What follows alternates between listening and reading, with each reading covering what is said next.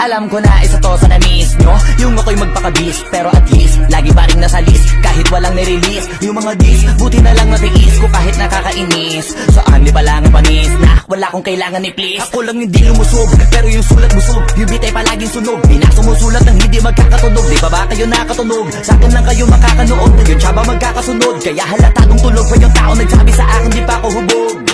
Tapos sila mga lyrics, may kasamang kulog. Mga ugok-ugok, magkakasabay na bulok. Di kami yung dahilan kung bakit di na kayo patok. Sadyang hindi napasok, di tayo makatira pasok.